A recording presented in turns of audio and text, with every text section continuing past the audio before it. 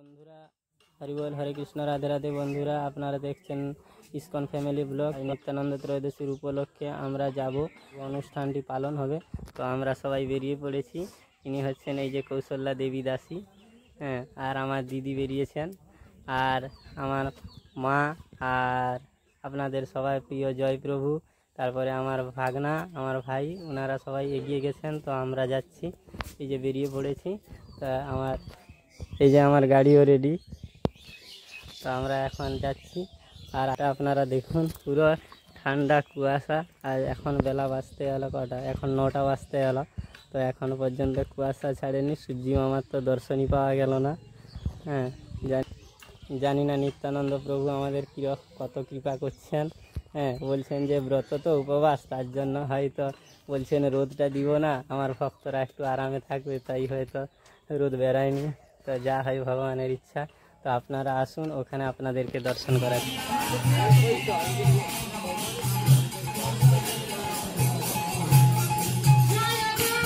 অভিষেক আর ভোজন চলছে।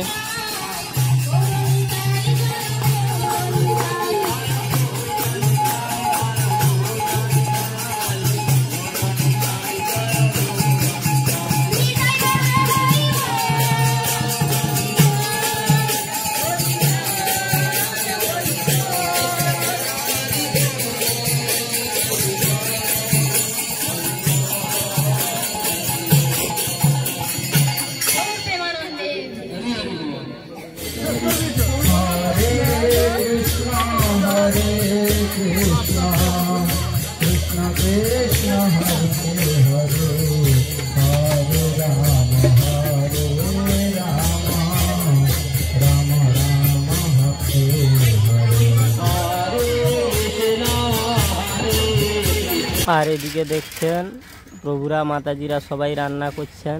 তো আমাদের একটা ইসকনের সব থেকে বড় সুবিধা কি, অনেক ক্ষেত্রে দেখা যায় শুধু প্রভুরাই রান্না করেন। তো আমাদের ইসকনে একটা ভালো সুবিধা হচ্ছে কি, মাতাজিরাও রান্না করেন। আর এদিকে প্রায় অভিষেক শেষের দিকে। তো আমাদের অনেক কোটি জন্মের সুকৃতির ফলে আজ আমরা এই অভিষেকে অংশগ্রহণ করতে পেরেছি। তো আপনারাও দর্শন করুন।